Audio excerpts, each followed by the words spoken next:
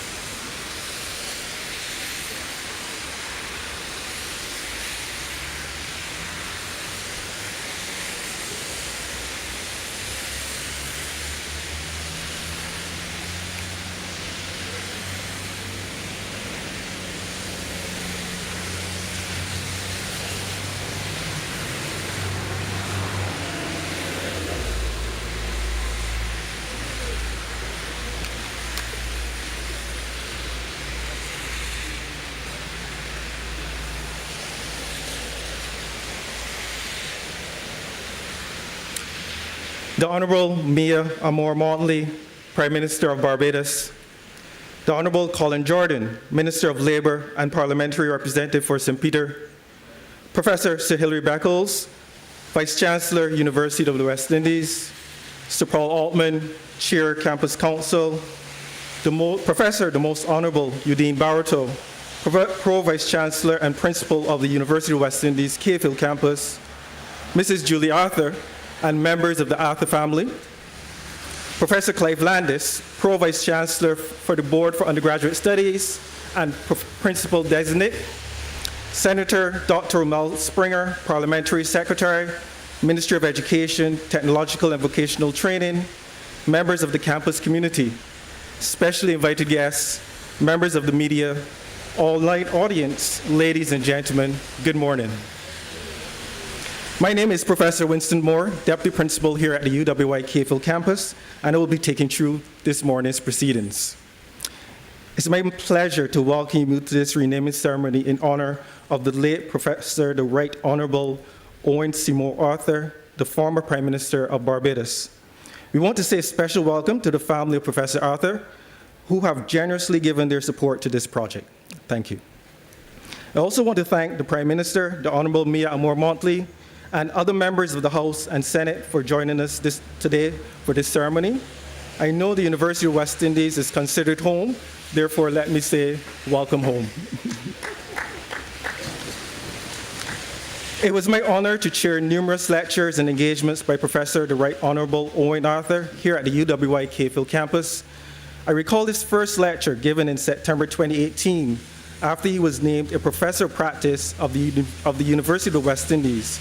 The lecture on the topic, the IMF and the Caribbean, New Directions for a New Relationship, is of much relevance now as it was then. During the lecture, he spoke about how some small states can utilize the funds available from the IMF after the passage of hurricanes. He also made a very important point that as Barbados headed into its own homegrown structural adjustment program, the issue will not be the reserves or the debt. Our problem will be how to manage a society where the economic pillars of the island were weak. The great challenge will be how do we rebalance the social system with the economic system. As the social system is now too large, given the challenges we have seen in relation to international business and financial services, tourism, manufacturing, as well as agriculture. This challenge, she ended by noting, would engage us in an intellectual exercise, which I know he was very much looking forward to being part of from his office in this building. The story of the late Professor Arthur is quite similar to that of the UWI. Professor Arthur started from very modest beginnings to become Barbados's longest-serving prime minister and one of the great Caribbean leaders. Similarly, the University of the West Indies Caveville campus began at a temporary site near the Deepwater Harbor with just 118 students and has grown into a campus that now boasts over 6,000 students and as part of the UWI ranked as one of the finest universities in the world.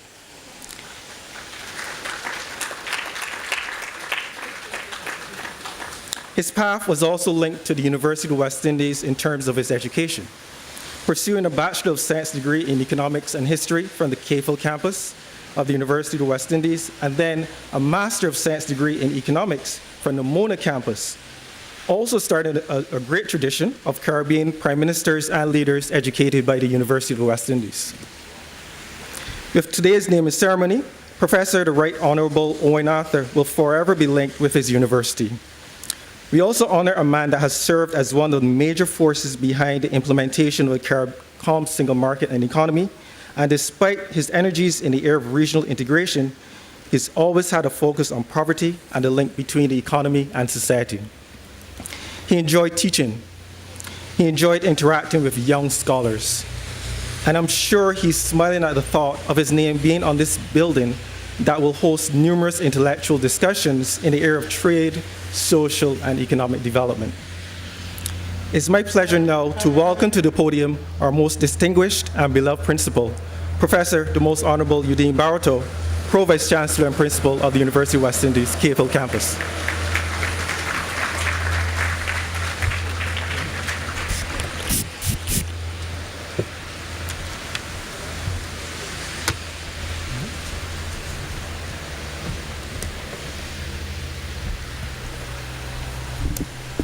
Thank you.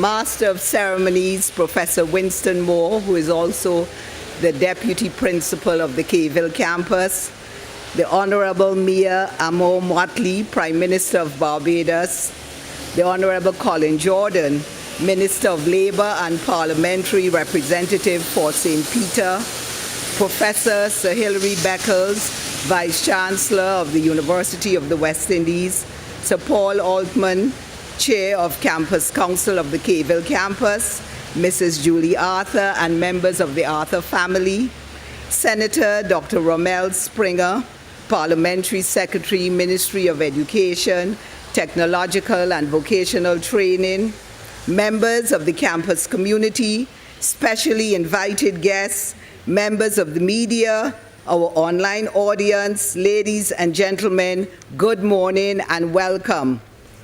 Today is a glorious day. As perhaps my final public act as Pro-Vice Chancellor and Principal of the Caveville campus, I am truly pleased to participate in a ceremony that honors the life and work of an accomplished Barbadian Prime Minister and Caribbean regionalist, the late Right Honorable Professor Owen Seymour Arthur.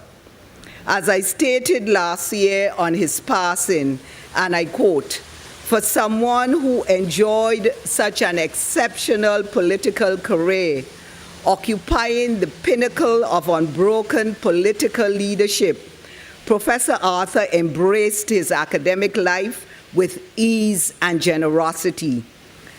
Professor Arthur made his professional expertise, incisive mind, and commitment to mentoring the next generation of economic thinkers available to the entire campus community." End of quote. It is only fitting that the University of the West Indies should honor Professor Arthur here at his alma mater, the Kayville campus. It is here his intellectual journey began, and it is here he earned a solid reputation as a student of economics, even before there was a Faculty of Social Sciences, Professor Troy Lord. Professor Arthur went on to fortify that reputation at the University of the West Indies Mona campus in graduate studies, and later as a technocrat and economic policy expert with the Jamaican government. This was before he elevated his stature even further by becoming an astute politician and political tactician, a no-nonsense government leader, often affable in nature, but at times, according to folklore, wielding a sharp tongue with a temper to match. You have heard from Professor Winston Moore the correlation that exists between the UWI Kayville campus and Professor Arthur as symbols of excellence, and the rise of both from modest beginnings to reach positions of eminence on the regional and global stage. These shared achievements were born of applied effort and resilience. Because of his commitments to his studies, many of us might have heard Professor Arthur tell his own story of having to walk from Kayville to Spicetown after missing the last bus home on some nights. It is a narrative which I hope will be inspirational to generations yet unborn who visit this campus and hear the story of Owen Seymour Arthur. But why do we perpetuate his memory with the renaming of this particular building? The answer is simple. Many will know it as the last place where he held a professional post after the University of the West Indies bestowed upon him the title Professor of Practice in the field of the economics of development for his substantial body of work and vast experience in development policy and economic analysis. It was not a paid position, and in fact, Professor Arthur instead paid us back. He enriched Kayville instead. While we provided him with an office which he occupied in a corner section of the top floor of the building behind me, his presence was felt all over the campus. He paid us with his generous and unstinting involvement in public lectures, seminars, and providing advice to graduate students and faculty alike. In that office, he prepared many of his latest public addresses and in-depth economic analyses. He sat in that block of offices in the midst of several entities which focus on regional research, building better trade policy, generating social and economic knowledge, and constantly debating ideas with fellow researchers on matters Caribbean. His work and campus location providing yet another linkage between the academy and Professor Arthur. He held a passion for research and a love of regionalism, which all who knew him regarded as hallmarks of both his professional and public life. In his deep and abiding respect for Caribbean regionalism, Mr. Arthur held an unmistakable special regard for the Organization of Eastern Caribbean States, no doubt fostered by Barbados's geographic proximity and economic reliance on this subgrouping. His political contemporaries shared that he would often ensure that Barbados's financial contribution to regional organizations were made well in advance of the time that they fell due, thus enabling these institutions some breathing space to conduct their affairs. Stories are told about him spending weeks and even months researching some areas while preparing to write particular speeches. He once told me that before he wrote anything, he read for at least 2 weeks. The thoroughness with which he brought to preparation paid dividends in the quality of his analysis and insights. It was a characteristic deeply admired by many who worked with him. Others whom he taught in a course called Caribbean Economic Problems during his years as an assistant lecturer here at Caville have similar recollections of his diligence. Some of those students who had no prior or formal grounding in economics spoke not only of his passion for the subject, but the ease and willingness with which he imparted knowledge, providing them with a firm grasp and understanding and appreciation of matters which they had previously no affinity. It is often felt that were he not pulled into politics, a career in academia was his for the taking. Ladies and gentlemen, the UWI Caville campus will forever be grateful to Professor Arthur for generously gifting over 30 acres of land at the Lazaretto that enabled the campus to expand. And I'm sure when our Vice Chancellor speaks, you will hear more of this from him. That gift allowed graduate students to have their own space and sport at Caville its own state-of-the-art stadium. Throughout his years as Prime Minister, the university could always count on Professor Arthur. He was a true friend of this campus, which he fervently wished to see positioned at the center, a hub of a university town that would stretch for miles around. One of Professor Arthur's last major acts of generosity to the University of the West Indies occurred when he gifted his very valuable collection of well-documented papers to this campus. Again, his meticulous nature was evident as he himself took great care to ensure that they were properly indexed for ease of access and perusal.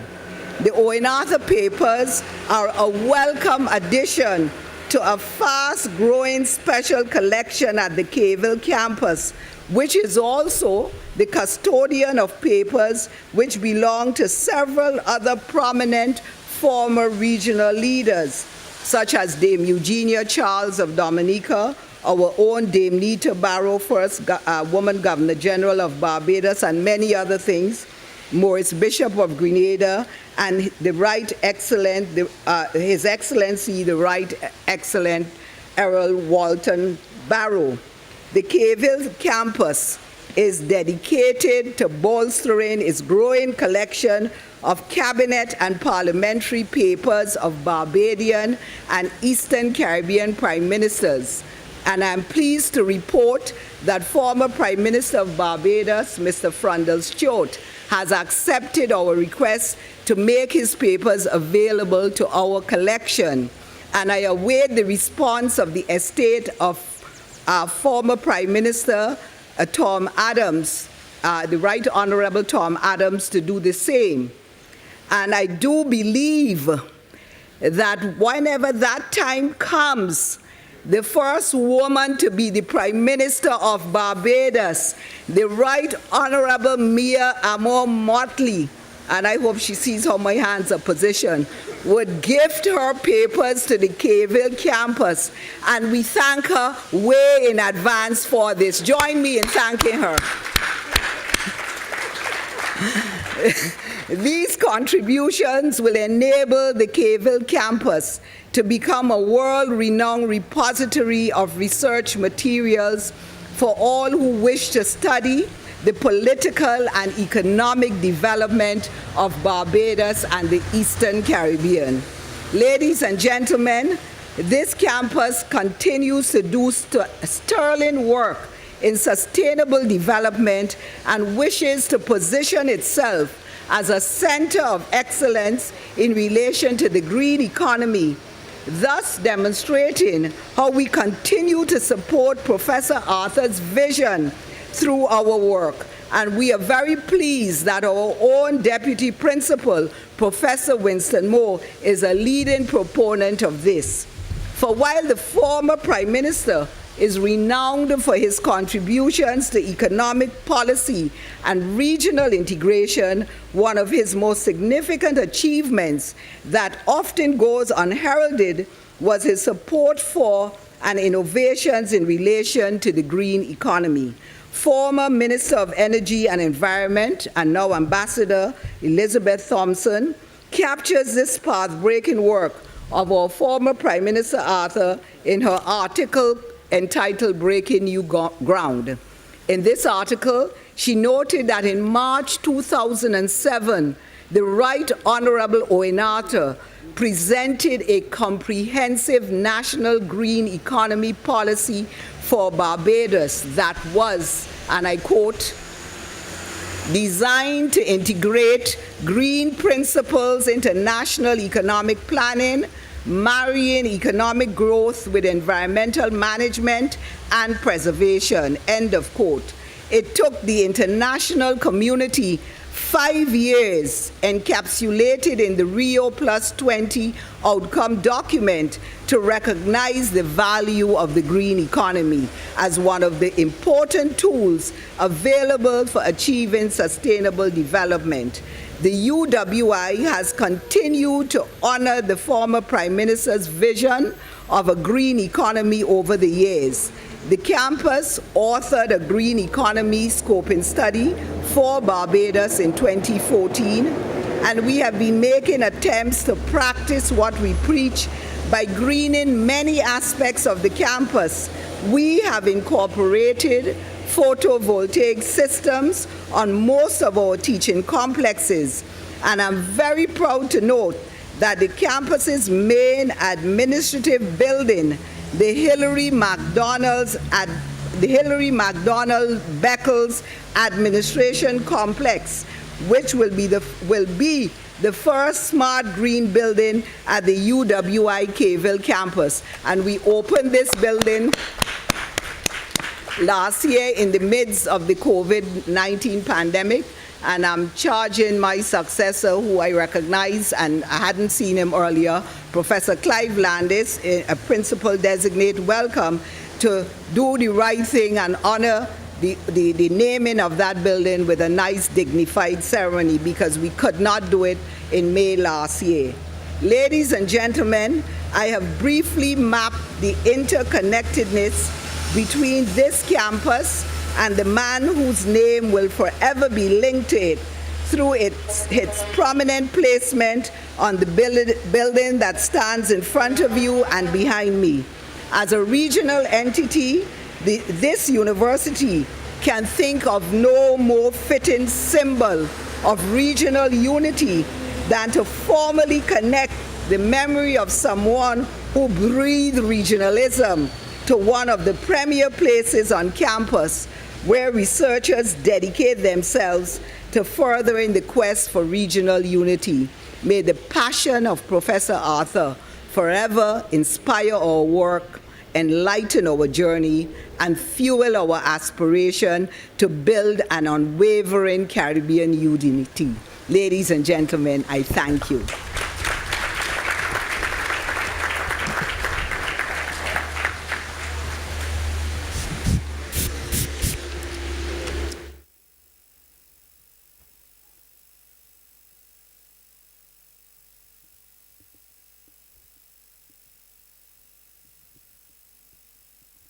Thank you very much, Principal.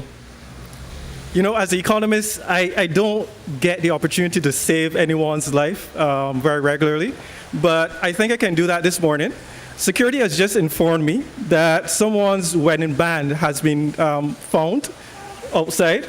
So if you do want to make it home safely and you know, enter the house, I would advise you to go to security and pick up your wedding band. And now I think I should deserve an award for that or something like that. Ladies and gentlemen, the next speaker is very closely linked to the Right Honorable Owen Arthur, as he would have led the Kayville campus as principal during the time when Professor Arthur was Prime Minister. and they both shared a common vision of transforming and expanding tertiary education in Barbados. Ladies and gentlemen, it's my pleasure to introduce Professor Sir Hilary Beckles, Vice Chancellor of the University of the West Indies, University of the West Indies.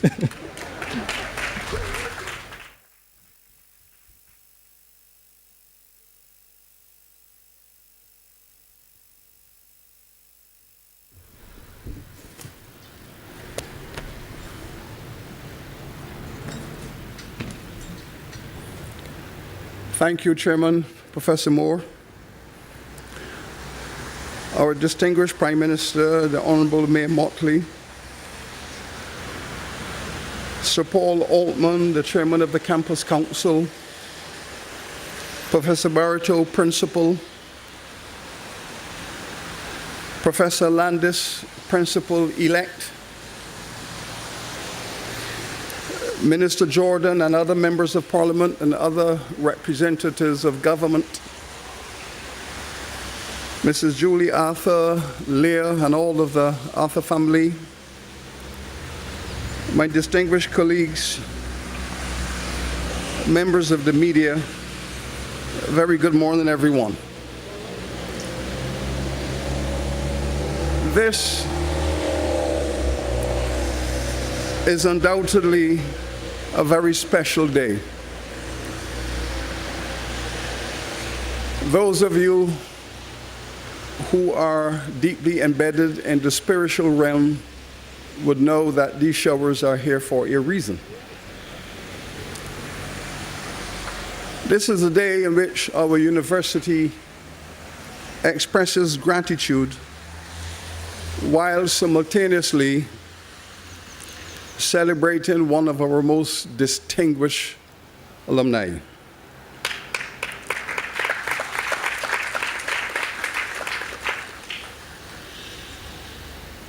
He has been a great friend of the UWI. It is also a very special day because our distinguished Prime Minister and friend, Mama Mia, is here. She is here in the House, and she intends to speak. So this morning, we are all going with Owen. I will make presentations from the perspective of one who shared the same undergraduate experience as Prime Minister Arthur. We both did our first degrees in economics and history.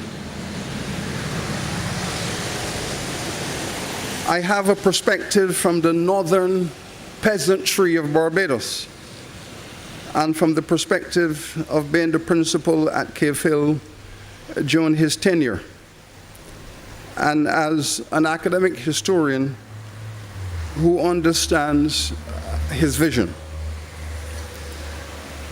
I should begin by saying that in 1994, in the general election,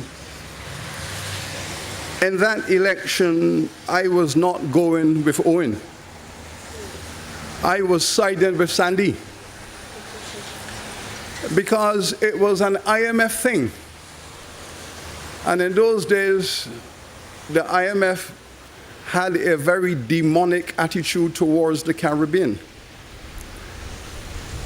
And I found myself, having lived in Jamaica 10 years prior, and seeing how the IMF had devastated the Jamaican poor, I was fearful of Barbados. But that disagreement became the basis of many personal conversations, and in the end, those conversations were the basis of our friendship and our trust. He respected my position, and I respected his vision for our country. When I returned home in 2002 to be the principal of the Cave Hill campus, he sent for me. And the language he would always use was, young Beckles, because he was my senior at Coleridge and Parry. And therefore, he had every right to see me as young Beckles. That was the respect that existed within the school community. And he said to me, I want you to go and meet with Mayor.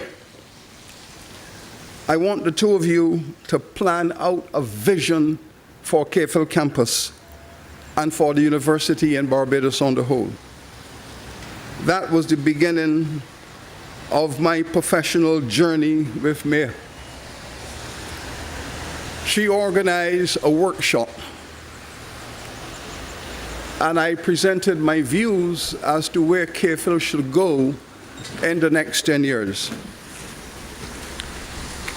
It was in that workshop, organized by the Minister of Education, Mayor Motley, that led us in some deep intellectual conversations about higher education and development to emerge with the vision for the CAFL campus, which became popular in our country, that the role of the CAFL campus is to produce at least one graduate in every household on this island as part of a human resource revolution, as part of an anti-poverty strategy, as a part of growing the middle class.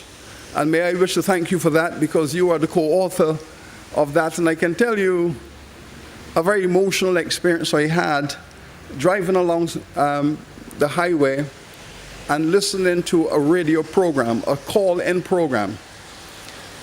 And the lady called in and said, Mr. Moderator,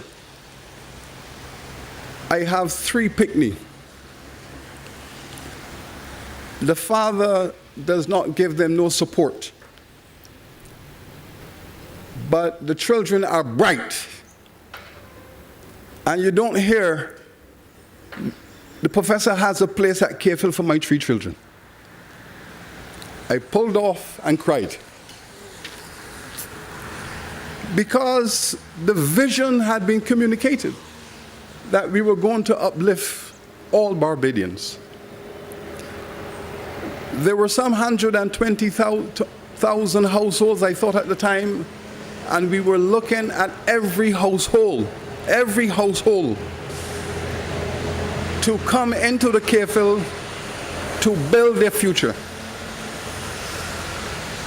Prime Minister Arthur signed off. He signed off. And he said, I will work with CAFL on the budgetary provisions to enable this to happen. And I said to Prime Minister Arthur, let us shake hands and make a deal. Prime Minister Arthur, you pay the tuitions for the students, and you leave the capital to me. I will find the capital to put up all of these buildings. But you pay the student fees, and we are on our way. And that is precisely what he did. He paid the fees. CAFL campus at the time had 3,000 students. And it had been capped. It had been capped at 3,000 for over 2 decades. And Prime Minister said, how can you cap the Faculty of Social Science when that is the faculty that has programs in tourism and financial management, contract development, generic management, all of the areas on which the Barbados economy rests. That faculty was a faculty producing the resources to grow the economy, financial management, tourism, all of those issues. He said, uncap it and give the country the resources to drive forward in those areas. And it was brilliant visionary on his part, because for decades CAFL had no unemployed students, graduates. As our graduates came out of UE, they found jobs because those were the areas where the economy was growing.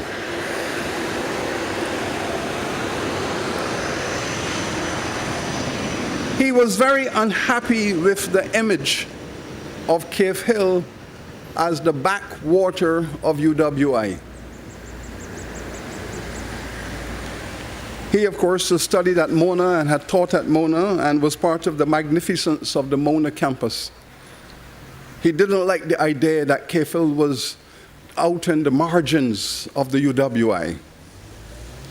And he admonished me to bring Cave Hill to the center of the UWI.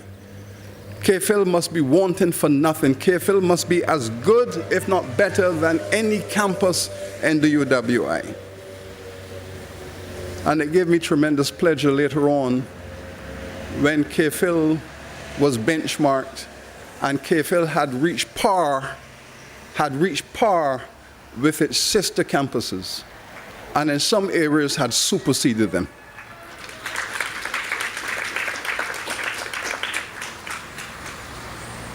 We thank Prime Minister Arthur for that vision that enabled Cave Hill to move from 3,000 students to 10,000 students. We had developed a model for that 10,000. The Cave Hill model under his leadership was very clear.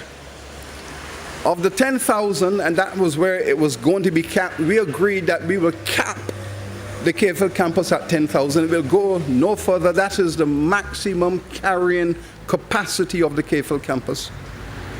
7,000 must be Bajan. 2,000 must be regional from all the other islands, because he was insisting that Cave Hill should be a regional campus, bringing people from all over the Caribbean. The Jamaicans will come to do law, the Trinis will come to do tourism, and we had this vision. And 1,000 from beyond the Caribbean, North America, Europe, Africa, and elsewhere. And that was the model. But I respected him also for the brilliance of his relationship to the campus. I do not believe that any principal of any campus, Eugene, you might be having that now with Prime Minister Motley. But at the time, no principal endured the relationship which I had with Owen Arthur. He will call and he will say to me, "Young Beckles, we are projecting 4% growth in the economy next year. I want you to bring your initiatives, bring some Cave Hill initiatives, because Cave Hill must benefit from the growth." And we will go down with the initiatives. Another time he will call and he will say, "Young Beckles, I'm expecting contraction. I'm expecting some contraction in the economy. Hold off on everything. Hold off. Cut back." And we would hold off and cut back. And so we had this relationship, growth, stability, growth, and he matched the growth of Cave Hill with the growth of the Barbados economy. And he measured that scientifically. It was not meant to be happenstance. When the economy grew, the campus would benefit. When the economy contracted, the campus would do likewise, and we would ban our belly. And that was the model that we used to grow this campus. Then, as you have heard from the principal, he vested a significant amount of land to the campus for its future development. Now, there is a story about the Lazaretto lands I must share, but I'm going to share discreetly. My distinguished predecessor, Sir Keith, had written to the government asking for permission to use the Lazaretto lands. We have a letter on file in which the response came, "The land is valued at so many $1 million. Do you have the money to buy it?" The land is valued at so many million. Do you have the resources to purchase? I shared that with Prime Minister. He said, because the land is yours. No, it's yours.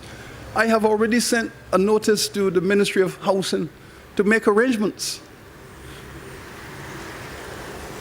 That is how he saw this campus. In fact, the policy paper which he wrote said all government lands within a mile of this campus is subject to vesting in the university.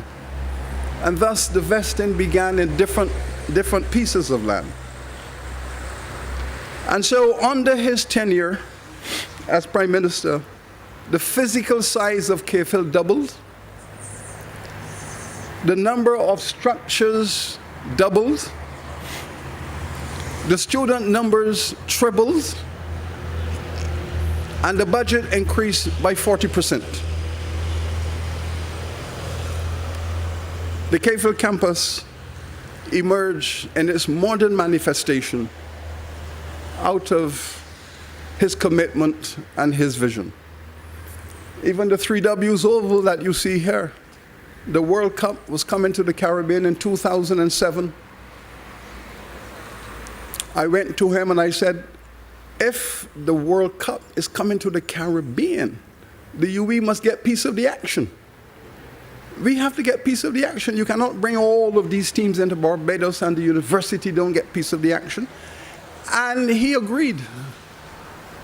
And we started the conception and the design of the 3Ws Oval.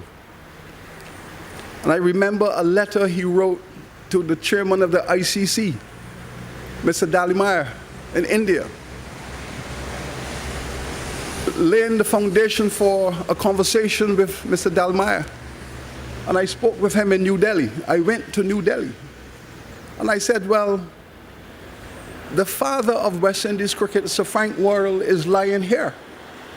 Sir Frank Worrell laid out this cricket field. He designed this cricket field. Because as you know, at the time when the campus was built, the land which is currently occupied by Queen's College, that was where the playing fields of CAFIL were meant to be, at the site of Queen's College.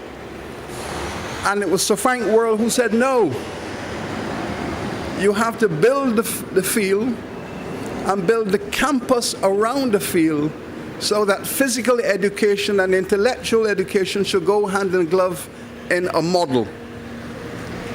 So, Sir Frank Worrell was commissioned to lay it out and to design it. And when Mr. Dalimaya heard that we had the mortal remains of Sir Frank here, and we were going to honor the 3Ws, the ICC made arrangements for us to go forward with the 3Ws Oval. And all of the major teams in the world, Australia, South Africa, England, New Zealand, India, all played cricket here at the World Cup. We became the first university in the world to host World Cup anything. We thank Owen Arthur. And so, when he had demitted office, we made arrangements to give him these facilities. If you can see the building in front of you, you can see in the top left-hand corner, the only part of that building that has a balcony is Owen Arthur's office. We redesigned that building to make sure that Prime Minister had a balcony where he could look out onto the campus and look beyond. And we thought that this was the right thing to do. This was the decent thing to do. This was the honorable thing to do. Because our philosophy had always been that a university must not only be excellent, a university must be ethical. It must be ethical in its conduct.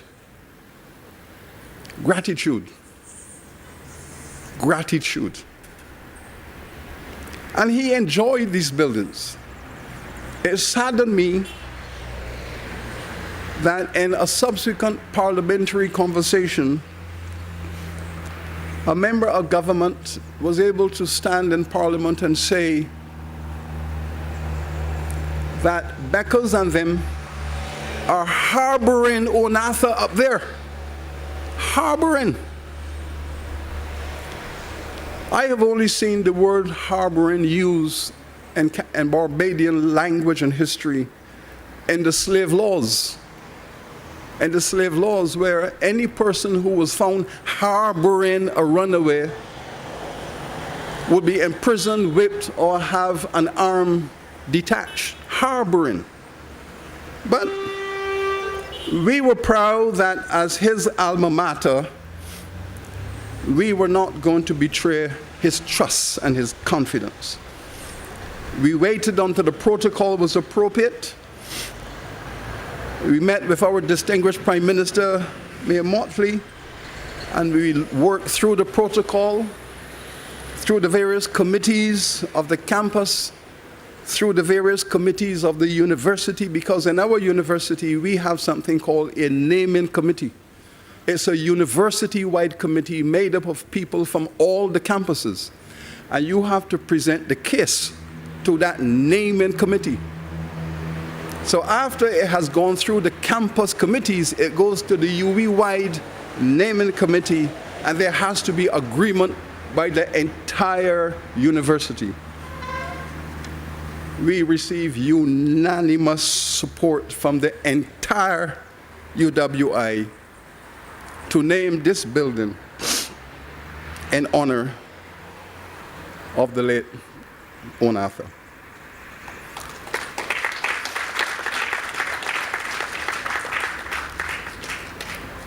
We are blessed this morning. We are blessed that our Prime Minister has passed this baton to support higher education to our current Prime Minister, Honorable Mayor Motley. She has picked up this baton. She has restored confidence in this university. She has restored the budgetary sustainability of this campus, and she has given poor Barbadian children once again something that was taken from them, an opportunity to lift themselves and their family with a higher education. Prime Minister, we thank you. We are grateful to you, Prime Minister. We celebrate your leadership. We celebrate the conversations you have had with the university. We celebrate the interventions you have made to put us back on track. And we do this within the context of this honoring.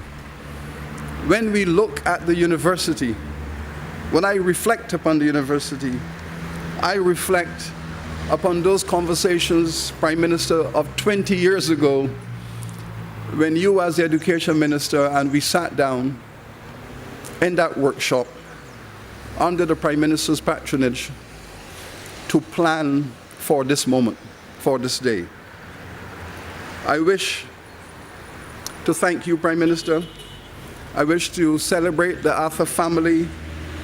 I wish to celebrate this legacy of a young man who came from the peasantry of the North,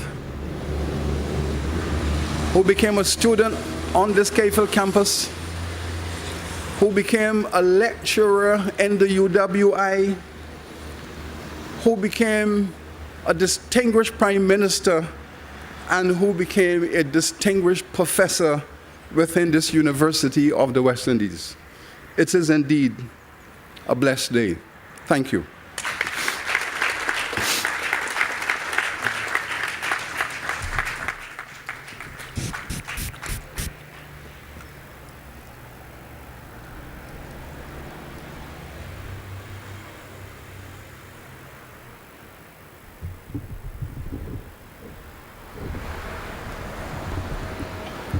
Thank you very much, Vice Chancellor.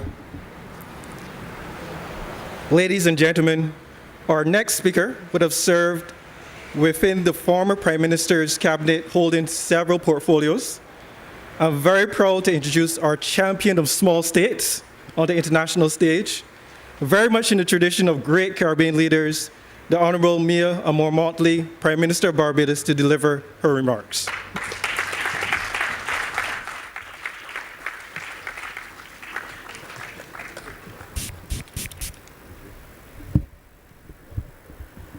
Thank you very much.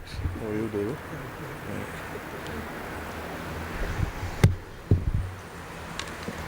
I look at the watch to make sure I can say good morning. Good morning, distinguished guests, distinguished leadership of this Cave Hill campus and of the University of the West Indies, distinguished members of the Arthur family, distinguished guests, all. I sat here this morning listening and reflecting how much this moment captures for me memories. But the memories settle around one word, and the word is bridge. Bridge. I didn't attend the Cave Hill campus, but at every stage of my life, the Cave Hill campus became critical to what I was doing. As a young student at Queen's College, the Cave Hill campus was the place that we came to do the summer school to prepare us for CXC exams. And it was hence on this location that I first had the opportunity to meet with students from all backgrounds, with all types of abilities, with all types of interests, to allow me an experience that was broader than that to which I would have been exposed solely within the confines of Queen's College. Little did I know that that would then be followed by the opportunity ushered in, ironically, by Errol Barrow to come with him on a few occasions to this campus, particularly when Michael Manley was visiting and speaking and laying out for us his perspective on what small states were facing and what he was fashioning with the new international economic order, and pretty much reflecting in his scholarship through his wonderful writings from the politics of change to up the down escalator, or down the up escalator, sorry. But that was all peripheral and before becoming an adult. My first real opportunity to be on this campus regularly, and I can now confess to the bursar and the registrar, was at the instance of the man who we celebrate today, who insisted that in spite of the fact that I was not registered to be a student at this campus or in this university, that I attend his classes, which I did for a good 3 months without the benefit of having to do the other things that would normally be associated with attendance at a university. And I reflected on it because it was born out of a passion for Caribbean development, a passion for Barbadian development, a passion for knowledge, a passion for service. And it was that bridge that he carried me along, starting first and foremost, not in our work as members of Parliament or members of the Labour Party, but it started first in the pursuit of scholarship and the pursuit of knowledge. And for me, that has always been the bridge that has defined our contribution to public life, because it was intended always to be rooted in how we could settle policy that will allow people to sleep easier each night and allow people to grow each day. As simple as that. There were many routes to get there. There were many things we had to build. But if you don't understand the rudiments of what you're doing, you could end up anywhere and doing anything. And that was the first lesson that I learned from Owen Arthur. The pursuit of excellence and the commitment to task until completion. Now, I could stand here and talk about many things, but I have come to the point, as I have been in public life now for over 32 years, to recognize the absolute critical element for success. And success starts with that commitment to task and that dedication to excellence. It is not only something to be spoken about at high levels, but it is an attitude and an ethic that is required at every level of this society, irrespective of the task that is being performed. And whether it is a fisherman fishing, whether it is a professor or a lecturer preparing to teach, whether it is a public servant issuing licenses, whether it is a cabinet reflecting on how we transform and shape a society, the ethic remains the same. And I therefore this morning want to celebrate the life of Owen Arthur as we commemorate his name in perpetuity through the naming of this building, by reflecting on those commitments to task and duty and to excellence that were forced to become a habit in all that we did in the settlement and execution of public policy in this country. I'm conscious that he too benefited from that same approach from a previous leader as well. His name was Tom Adams. And Owen would sit and regale us, as he very often did, with the stories. And if you heard it once, you would probably have heard it 10 times. Because he was a raconteur. He was a storyteller. And he would tell us the stories of what Tom would do with him to prepare him for this journey and this commitment of public policy, and the commitment to excellence and to task. The word bridge comes back because we are all bridges for those that come and who must carry with them those same ethics that we hope will define their success as much as it shapes our success. But it is the inspiration not just there. When Owen asked me to be Minister of Education, it was with the clear understanding that one of the first tasks that we would face would be the settlement of the difficulties being faced with the provision of tertiary education in this country. There was a loan from the World Bank, and the condition on that loan was the implementation of fees for students attending the University of the West Indies, the Barbados Community College, and the Samuel Jackman Prescott Polytechnic as it then was. The loan was for $15 million US. It was the last regular loan from the World Bank that the government of Barbados ever had before we then were graduated. And in fact, the loan that we received 2 weeks ago is only the second such loan that we have received under exceptional access in the last 30 years from the World Bank.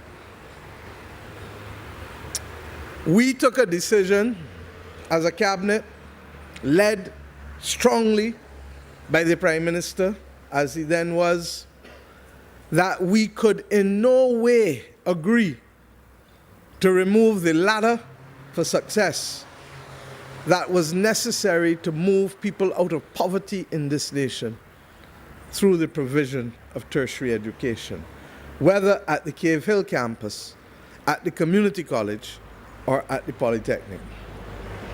It meant my having to speak to the World Bank and to negotiate. And quite frankly, it ended up being one of the easiest tasks that I ever undertook as Minister of Education, because the bank was adamant that it was not they who insisted on that commitment, but that it was the then government who committed to that as one of their commitments when given the choice to determine what were the conditionalities from a policy perspective that you would put in place. That was offered up. It then led, therefore, to the reversal of that decision and the establishment of the Leonard Shorey-chaired committee on the issue of the provision or the setting of fees for tuition at UWI. I'm sharing this morning because I realize that in our modern history, too little is written and too little is captured. And I hope and pray that part and parcel of all that we are doing will be to change that trajectory where so little is recorded of the public affairs of this nation. I can say to you that your current principal clearly was not only therefore walking by faith just now when she put her hands so, but also an element of sight, because she knows that I would not know how to tell her no with respect to my own papers.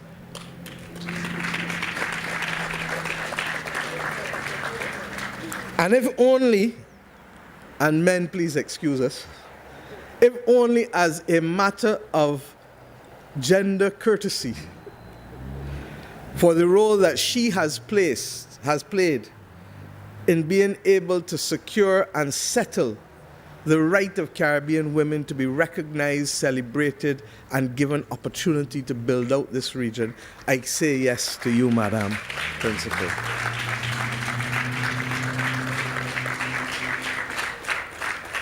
But going back to the point, Dr. Shorey's committee eventually reported and recommended that the government of Barbados should pay 50% of the tuition fees of the students, and the student should pay 50%. I agonized as Minister of Education on this for weeks. There was no doubt that we were recovering from the difficulties of the early 1990s, and the economy had not yet settled. And I went to OWEN and I said, Skipper, this is what Dr. Shorey has reported. But I must tell you that it does not sit well with my gut. And I really, really don't want to be the Minister of Education that will have to tell people that they've got to pay 50% fees. I do not want to be associated with that. And he said to me, and I don't want to be the Prime Minister associated with it too.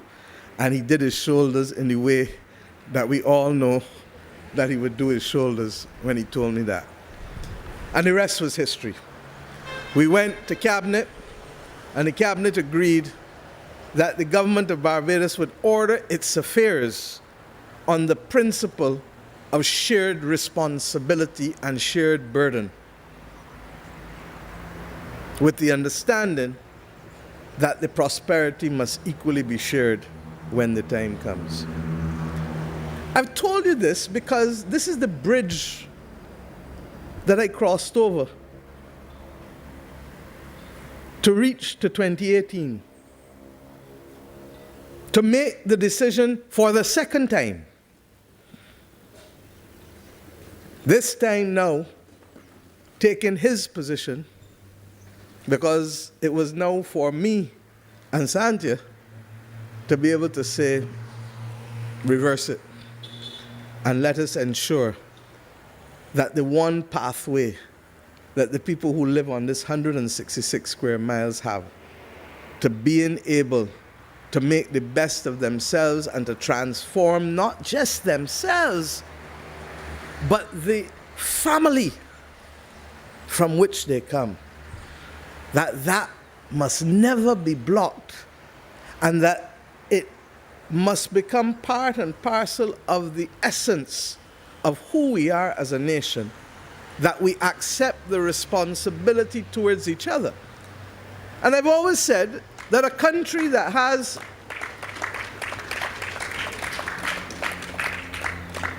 even in the worst times of its history, Sir Hilary, even in the worst times of our history, this country has had a commitment to education, having 200 primary schools on 166 square miles in the year 1900, having 6 secondary schools in the year 1900, having the Codrington College play the role as it did affiliated to Durham University, with the ability to provide a degree on 166 square miles on an island nestled between the Atlantic Ocean and the Caribbean Sea in the year 1900.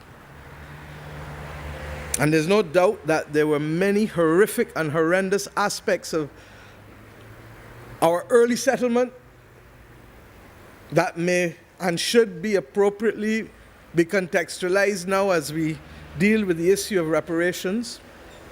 But equally, there were a few things that have allowed us to benefit in terms of institutional development, and the institutional framework for education was one of those things. It may well be that it was used as a tool of containment in the same way that some argue that the religion was at the same time. And it may well be that that is why we have a greater responsibility to change the nature and structure of our educational system from primary to tertiary, to allow it to be an unleashing mechanism as opposed to a mechanism of containment that has been the architecture settled upon by the colonizers of our nation. But Owen understood it, and he allowed us, therefore, the freedom to be able to pursue it. And hence, the bridge that we traveled allowed this government, which I have the honor to lead, to make a very quick and easy decision within a matter of days that would have restored the integrity to the University of the West Indies finances at Cave Hill by reason of the decisions which we took. And don't get me wrong, it is not easy. And Sir Hilary, in the same way that you would have had conversations with Owen, I have had conversations with Madam Principal when we had to be able to do a little tightening, Lisa would know. But we did it with the capacity to plan and to settle such that your affairs are not disrupted and our expectations are not compromised. And it is against that background that it was my distinct pleasure to complete the process as we are doing with the vesting of the lands, not just at the Lazaretto, but for the benefit of the public of Barbados, for the entire Cave Hill campus, which has never been vested in the University of the West Indies. And you may ask why, but they're here all the time, it doesn't make a difference. Well, it does make a difference. It makes a difference to their balance sheet. It makes a difference to what they can leverage. And it is against that background, Sir Hilary, that I am happy to be part of a process that I've placed before the University Grants Committee that sees us wanting to engage with Caribbean governments not only for the provision of liquidity and cash, but for the capacity to earn on your own. And it is against that background that the government of Barbados will lead from in front. And we have indicated that for the University of the West Indies and for the regional institutions with which we are associated or members of, that the government of Barbados will create this appropriate special purpose vehicles to allow those institutions to share, one, in 5% of the renewable energy commitments of the government of Barbados, so that the university and CARICOM and its institutions on a 50-50 basis, 50% to the UWI and 50% to CARICOM and the other institutions will share in that 5% quota for licenses for the provision of renewable energy in Barbados, for you to have a stream of income and revenue to stabilize you as you go forward. And why? Because if we are going to benefit from the patrimony of this nation, from the wind, from the sun, from the ocean, from even the refuse that we collect, then it is only fair that the institutions that stand, I almost said in loco parentis, but in trust, but there is an element of in loco parentis, for the people of this nation, as custodians of their development, then we have a responsibility to you and to CARICOM and the regional institutions that without which we wouldn't be anywhere today. Look at CARFA, playing the critical role ensuring that Caribbean states be able to deal with this awful pandemic. Look at the RSS, ensuring daily that they're moving samples up and down so that especially those countries in the Eastern Caribbean can manage their public health affairs and the individual health and well-being of their citizens by reason of these institutions. But it isn't only there that we stop. We have said as a government in the University Grants Committee that if we can get every other member of the Caribbean community to issue such licenses constituting 5% of their renewable energy commitments to University of the West Indies and to CARICOM for you to monetize, then we will go a long way in stabilizing the financial security of these institutions which are so critical for our prosperity as a nation, as nation states. And I went one step further, that we need equally to recognize that it is the university that has been at the forefront of much of the research in the area of medicinal cannabis. Here in Barbados, in Jamaica, elsewhere in the region, and therefore it is only appropriate as well that a similar licensing regime be afforded to the university and to CARICOM for the benefit to be able to monetize in the same way as we are doing with the renewable energy licenses. And you may ask once again why. In the first term of Owen Arthur as Prime Minister and myself, as we wrestled upon the difficult issues of the funding for the university, having taken the decision to pay the fees and having taken the decision that we were going to stand by the university, we both went to Jamaica, where Owen delivered a seminal lecture that I hope the university can find, reflecting on the need to move the university from its excessive reliance on government financing within the region to a standard of 60% reliance and 40% coming from either revenue from other streams or business activity with which the university, and in particular intellectual property, with which the university could settle and move forward. And that has remained the philosophy of the Barbados government with respect to the provision of educational services in this country. But I want to go one step further this morning and to share with you what we must do. This pandemic has been horrific, not just on the lives of our citizens, but for me more than anything else, on the impact that it has had on our children and our young people. with respect to their education and with respect to the opportunities that can flow therefrom. There is no doubt that we are going to have to deal with the digital divide. And there is no doubt that we need to do so collectively by ensuring that we treat to the provision of devices for our children in a way that is sustainable, in the same way that we did for textbooks and the provision of textbooks in secondary schools in this country. We take it for granted, you know. There are so many other countries where children do not have access to materials.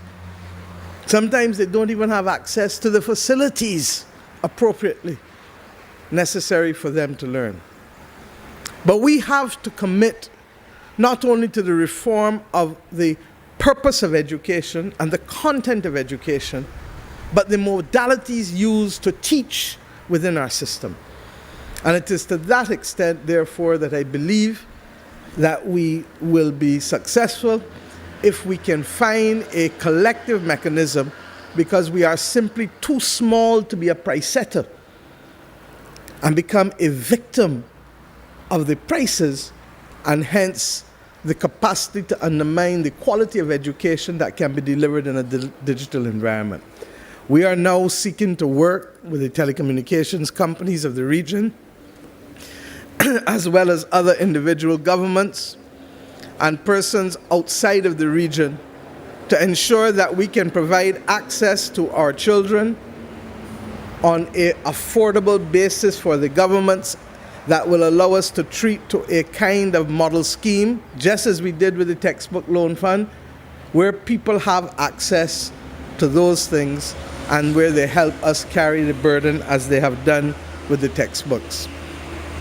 In addition to that, however, those who have had to leave this august institution, many of them have had to do so in the last year without the assurance of opportunities and jobs because of the general economic decline within the region. And what we must not allow to happen is to allow our best to flounder and to literally find themselves at a difficult point in determining whether it is this region that they will build, or whether, like those who had to go before, they will go outside of this region in order to sustain themselves. My government is about to take a proposal for something called the Future Barbados Framework, Future Catapult, where we will use Future Barbados as the Barbados government's moonshot factory, where we will look to work with the young people produced by this institution and other institutions in this country over the course of the next few years, but in particular with the first phase between now and March next year, to help us settle on some goals that we would like to have by 2026, within 5 years. That we want to earn for the government of Barbados at least $100 million in value through either new revenue or cost savings. That we want to reduce by at least 50% the prevalence of 5 major social problems as identified by ourselves, but consistent with United Nations SDGs framework. That we would want that there be at least the creation of 2,000 new jobs against the context of this Future Barbados framework, not for the entire economy, because we will create jobs separate from this initiative for those who can't parse language. That we will also seek to use this opportunity to elevate Barbados to the top 10% ranking on the Youth Development Index, the SDG goals, and the ranking, and also the Social Mobility Index. And that finally, Barbados must be recognized as an innovation, as a hub, for social innovation. And what are those 5 things that we feel will capture the imagination of our nation, while at the same time capturing the passion and commitment to task that we want from the students who have come through this university and other institutions in our land. Future health, the designing of a roadmap that will see us reduce childhood obesity by 50%, at least 50% by 2026. It is a problem that is marring too many of our families, scarring too many of our families, inhibiting what they can achieve, because we all know that childhood obesity leads to too many other difficulties with chronic NCDs. 2, that we develop systems, strategies, and campaigns to reduce plastic pollution, carbon emissions, and waste production. Well, yesterday I set out what Barbados's nationally determined conditions are as we play our role as one of the nation states of this world that recognizes that if we do not change what we do and how we do it, that within 11 years, the 1.5 to survive will be nothing but a fleeting illusion, in the words of Bob Marley. 3, that we will seek, through the use of digital technologies, to reduce youth unemployment by 50% by 2026. 4th, that we will use in our educational system, formally and non-formal education, to ensure that every Barbadian student and every Barbadian who not being a student, like me, who wants to learn a second language can do so by 2026. And that finally, that we also develop these partnership systems, curriculum, and technologies simply to reduce crime and to reduce violence in our landscape, whether that be verbal or physical. I've set out these 5 objectives within the context of Future Barbados, and I've chosen to share it with you this morning ahead of going to Cabinet, because in a very real sense, the passion for this moment has come as a result of the bridge that I have walked upon, that Owen Arthur and others laid for us. And I trust and pray that this Future Barbados framework will be such a bridge, Leah, for you and Isabella. Don't get tapped, I went to Isabella. But I want the generation point. Because you will be the generation that must take up from where we have left off to make sure that not just the opportunities, but the commitment to task and the pursuit of excellence shall be always there with you as you seek to solve the intransigent problems that are being placed before us. As a student of history, Sir Hilary, you more than most will recognize that if you do not know your history, you cannot get through this moment in the 21st century. For in so many ways, it reflects the mood, the attitude, the battles of a century ago in different formats, but it is still the same characters, the same motivations, the same unconscious bias, and the same battles just being thrown at us in a different way. And if we don't stay together as a people and as a region, then that which successfully allowed us to be the subject of exploitation will happen again. I end on this last point, and it is one that was dear to Owen's heart as well. For his work on small states was equally the bridge on which I walk today to lift up small states. I leave you to go and have discussions on how we treat to the global minimum corporate tax rate that we know that a country of 166 square miles cannot stop a world that is committed in that direction. But we equally know that a world that is rooted in fairness and transparency ought never to exclude the perspective or comments of those that are most vulnerable among its global community, particularly when it is simply to ask for clarification and to ask for the framework and the time frame within which matters that can affect as much as 13% of our revenue will have to be crafted. We accept that the world will go where it wants to go, but we equally accept that the world cannot so disrupt the organization and functioning of nation states without so much as a conversation and without so much as the provision of details, that to do so would be horrific and destabilizing as we fight other major existential crises such as climate and such as the pandemic against the background of vaccine inequity.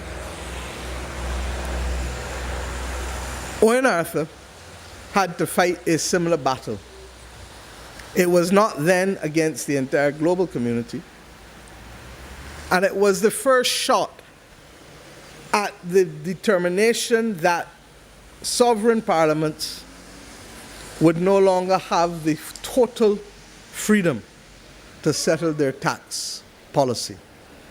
And this is so fundamentally different from the governance structures which hold our societies together that we have to ask for a moment to pause and to have serious discussions on these matters, because these countries that have participated in the international financial services arena were encouraged so to do by the very same countries that now want to shut it down. We have no difficulty in being a global citizen, but the ethos that Owen left us with is the same ethos that we proceed today now on. And that is why I say that as a keen student of history, the more things change, the more they remain the same. I want to salute the university for this moment. You know that I would have liked more. I said so. I also hope that this country will learn from my own example and our own example, Owen and my own. If ever there was a human being that I knew, like myself, who could remain focused on task, irrespective of the other distractions or the other balls outside the off stump, it was Owen Arthur. And that was largely because we understood a commitment to the higher purpose of nation building at all costs. I hope that this Cave Hill campus will imbue such a commitment in its students, but also in the wider Barbadian community from which your relationship and validity as a university also exists, not just for the academics who come here, but for your role in building out the Barbadian national fabric. I thank you for this honor to a former Prime Minister of this nation, and I thank you for your commitment to ensuring that not just in the collection of his papers, but also in the work that you are doing across all sectors, lines, genders, separations, parties, that you continue to do so, because there must always be a place to which Barbadians can go to remind them in a tangible framework, whether through papers or audiovisual material, of who we are. Because this nation is a proud nation, but we will only make the advances if we do not repeat the mistakes of the past. And that collection of papers and that commitment to tell the story of this nation is the strongest weapon in our arsenal not to repeat the mistakes of the past. Thank you, and God bless.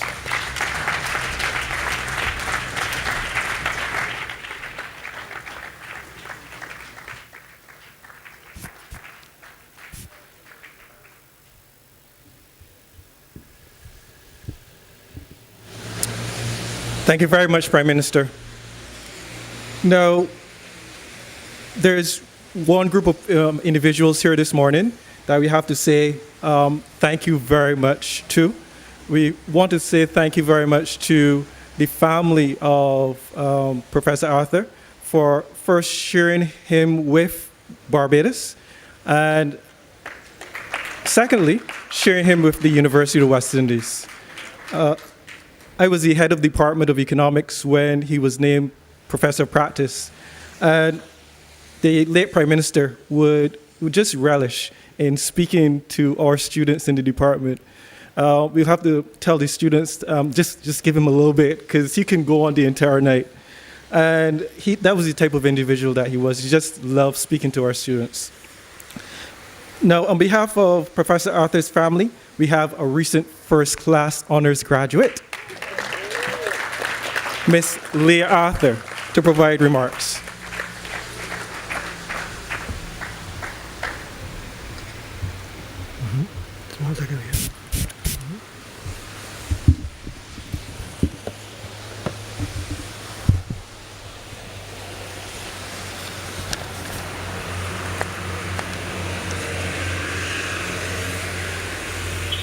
Protocols having been established, distinguished guests, ladies and gentlemen, good morning.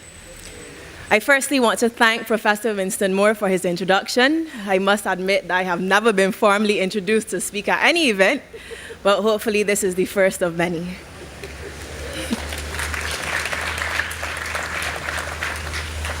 It is a great honor to stand before you today, not only as a representative of my family, but to speak on behalf of my late father, Professor the Right Honorable Owen S. Arthur. My father's passion for education and the doors it could open knew no bounds. He was so well versed with an extensive knowledge and vocabulary that could really humble you if you weren't adequately prepared to encounter it.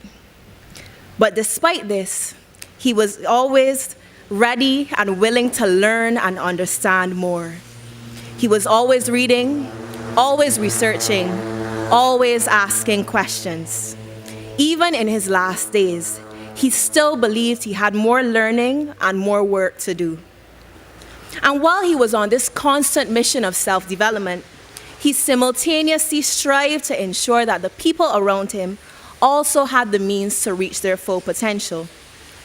One could hardly have a conversation with my father without it ending in him suggesting a topic for you to research, a book to read, or if you were fortunate enough, an invitation to our home to peruse his personal library for yourself. From a professional standpoint, this dedication to the betterment of others through education is easily evidenced through the aforementioned vision of having a university graduate in every Barbadian household. On a more personal level, this same commitment was mirrored in the way that he supported Sabrina and I in our education and career goals. We were blessed to have a father who allowed us to choose our own path and encouraged us every step of the way. Unfortunately for him, even though he was always ready and able to assist, much to his disappointment, he raised two extremely independent daughters who very seldom asked for his help. Nonetheless, he still tried to be as hands-on as we would allow him to be and would always insist in trying to help with my work. Many have said that he was using my time at university as his chance to fulfill his dreams of pursuing a law degree. And on one occasion, while writing an essay about Jamaica and their journey towards its sustainable development goals, I did oblige him in assisting me. And honestly, I don't think I ever heard the end of it. And apparently, neither did anyone else. It first started with him showing off to my mother, but clearly he had also told his entire contact list.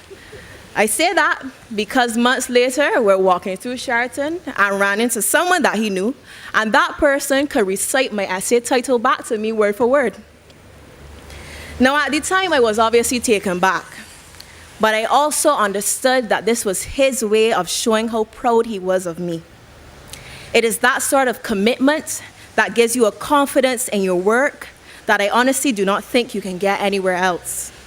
It meant so much to know that even with the 5-hour time difference between England and Barbados, on those late nights when I was struggling to complete my assignments, my father was only a call away if I needed him.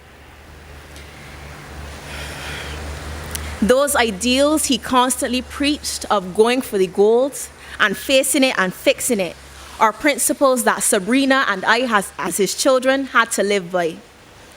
They are the reason for Sabrina's unmatched work ethic.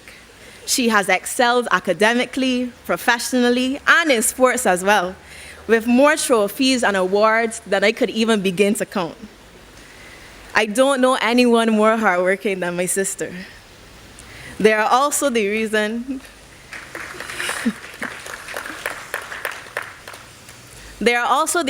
why I was able to graduate with a first-class honors and receive a scholarship from the Honorable Society of the Middle Temple this year.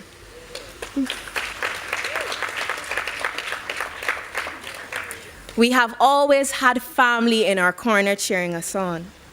I urge all parents here today to adopt that mentality towards their children's education. This renaming ceremony is an event that my father was thoroughly looking forward to.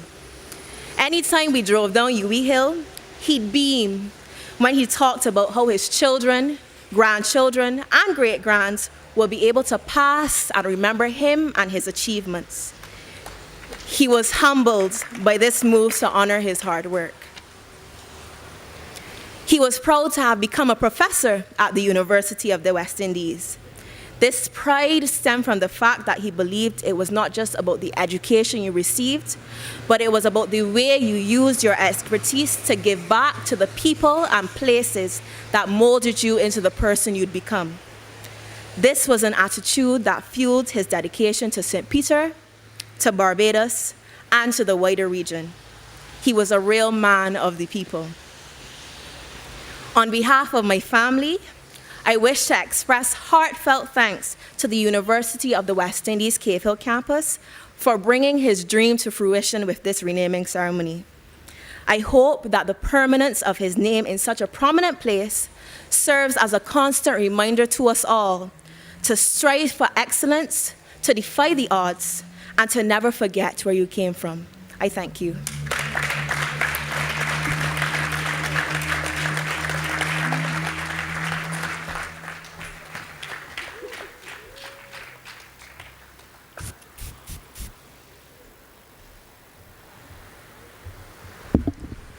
I can see someone plans to take my position very soon.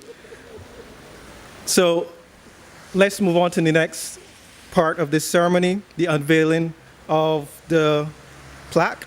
I now invite the principal and Mrs. Julie Arthur, widow of Professor Arthur, to unveil the plaque for this building.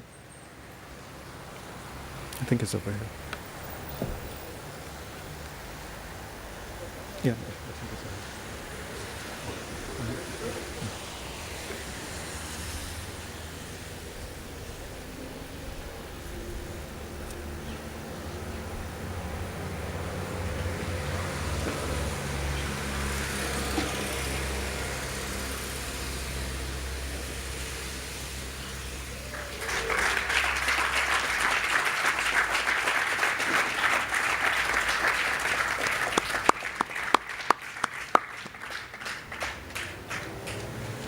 Great.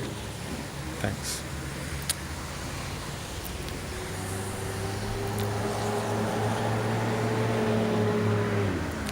Now, before we go to the unveiling of the signage, I want to acknowledge the contribution of a number of individuals who have helped with this morning's ceremony.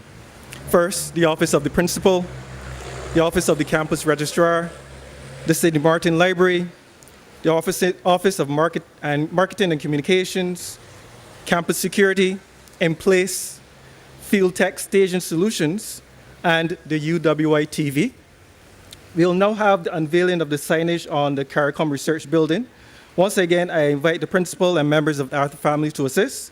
But to take you through the next stage of this ceremony, I will pass over to my co-host, Ms. Christiane Walcott, who will provide commentary on the unveiling for both the online audience as well as you here in the tent. Thank you very much.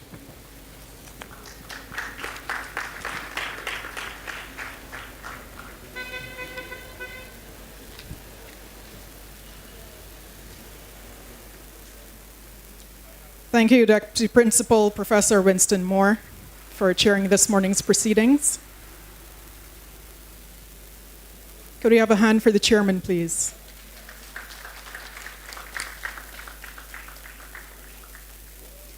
And a very good morning to all gathered with us on this beautiful but rainy Friday morning on the grounds of the CARICOM Research Park here at the University of the West Indies Cave Hill campus, as well as those viewing online through our live UETV broadcast and through CBC TV 8.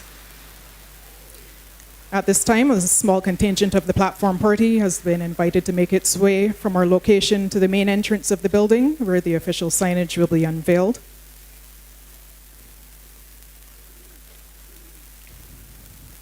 Unfortunately, we seem to have had some technical failure with the screens that are in front of our online audience, but we're hoping that we will get a feed on the screen to your right, so we invite you to view wherever possible.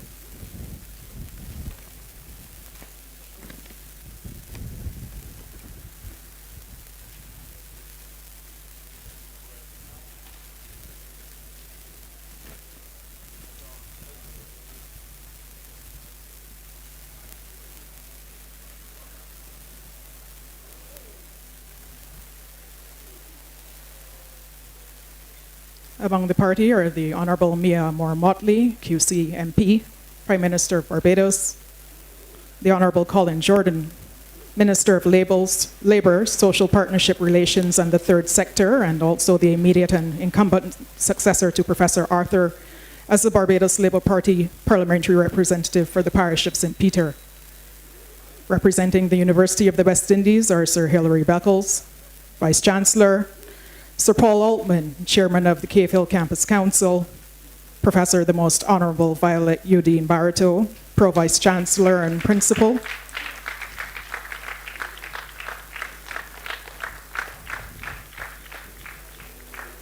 and we've now had the successful undraping of the signage, which reads, the Owen Arthur CARICOM Research Complex, ladies and gentlemen.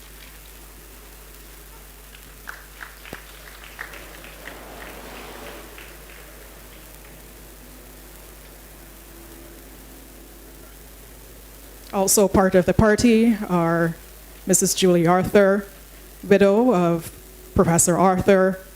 She's joined by his children and other family members who are now gathering for a photo opportunity.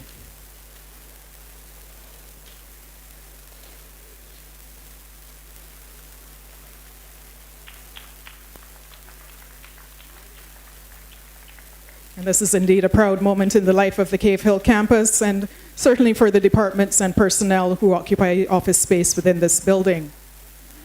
The building is currently home to the Sridath Ramphal Center for International Trade, Law, Policy and Services, the Sir Arthur Lewis Institute of Social and Economic Studies, including its Audine Wilkinson Library, the Caribbean Science Foundation, the Quality Assurance Unit of the UE Open Campus, the Office of the Pro-Vice Chancellor for Undergraduate Studies, and additionally the Cave Hill Campus Credit Union, among other offices.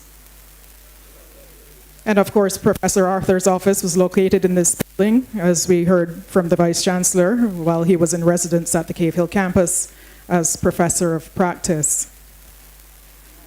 So there's a tremendous legacy of research, scholarship, and excellence embodied in this building, and it is only fitting that we bestow upon it this distinguished titular honor.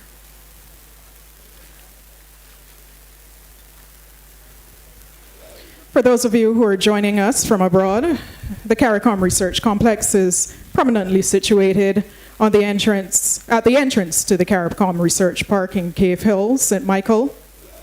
It is a stately, magnificent building of 4 floors, nestled among several other offices and departments in the wider CARICOM Research Park.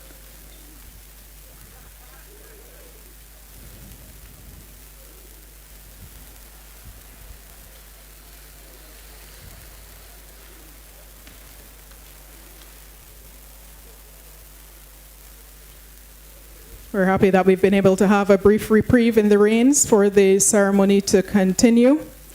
So, ladies and gentlemen, we present to you once again the Owen Arthur CARICOM Research Complex.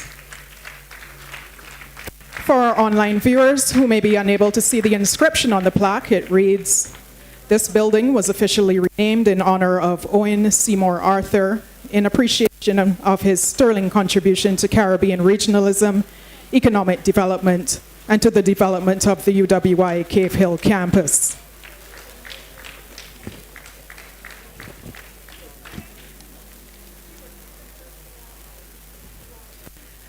For our UETV audience and our CBC audience, this now brings us to the end of our broadcast. However, before we close the live stream, we take this opportunity to inform you that the University of the West Indies Cave Hill campus continues to honor the outstanding legacy of our former professor of practice and exceptional statesman, the Right Honourable Owen Seymour Arthur. The Sridath Ramphal Centre for International Trade, Law, Policy and Services is pleased to announce the inaugural Distinguished Owen S. Arthur Memorial Lecture on Monday, July 19th at 6 p.m. AST, which is also 6 p.m. Eastern Time or Eastern Caribbean Time. The upcoming lecture will be delivered by the new president of the Caribbean Development Bank, Dr. H. Jean Leon, on the theme, Redesigning Economic Growth Strategies. You're invited to watch it on UETV. To our audience here gathered, as well as our online viewers, we thank you for joining us this morning at the University of the West Indies Cave Hill campus. My name is Christiane Walcott. Goodbye for now.